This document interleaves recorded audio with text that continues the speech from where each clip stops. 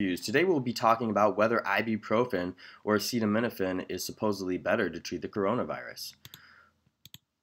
Recently, on or around March 18th, 2020, the French health minister Olivier Véran warned on Twitter that some people should not take NSAIDs, which are non-steroidal anti-inflammatory drugs, because some French COVID-19 patients experienced significant adverse effects, and he recommended taking acetaminophen instead.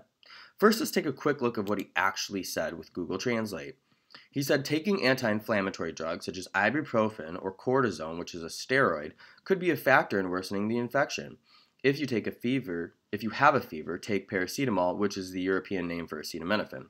He says if you're already on these drugs or in doubt, ask your doctor for advice. Well, the problem is that he didn't do enough research in the first place, and it's unclear that doctors have any advice on this either, because they would have the least amount of information just like him, which is no information on this subject other than hypothesis-generating ideas.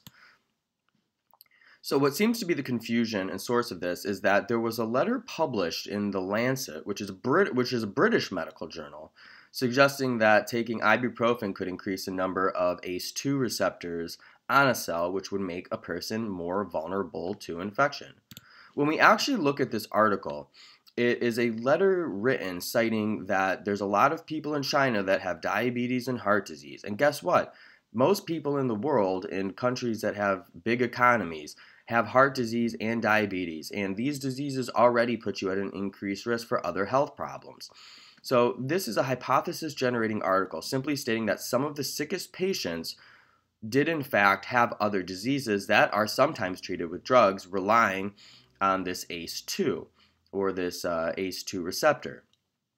The problem is that the idea of the body upregulating these receptors in people that take related drugs is related to animal studies and looking at their organs after they've been killed to see if the receptors have been upregulated. There's no human proof for this in any meaningful form. So what this person is stating in this article is that there's a possibility that this ACE2 and the drugs could be related to the coronavirus. But the problem here is that so many people have heart disease and diabetes that might just actually be the problem as to why they got coronavirus in the first place and not related to the drugs they are taking for these conditions. In this way, the French health minister does not understand the basic principles of cause and effect. High levels of chronically ill individuals getting sick with coronavirus does not automatically mean it will be because of the drugs. This is a hypothesis article and is meant to allow people to actually study this now and run statistical tests or design a study. There is no proof that ibuprofen causes worse outcomes, and this is a strictly theoretical issue which the French health minister was completely unable to understand. When we look at other professional responses about these potential coincidental findings in The Lancet and his behaviors on Twitter, we can see that most people disagree with him. A virologist at UNC Public Health School says you can certainly have low levels of this and be susceptible. The European Medicine Agency says there's no scientific evidence establishing the link between ibuprofen and the worsening of COVID. And then finally, the World Health Organization said that the group is examining the issue, noting that after a rapid review of the literature, the World Health Organization is not aware of any published clinical or population-based data on this topic. So what this basically means is the French health minister was giving information with little to no qualification.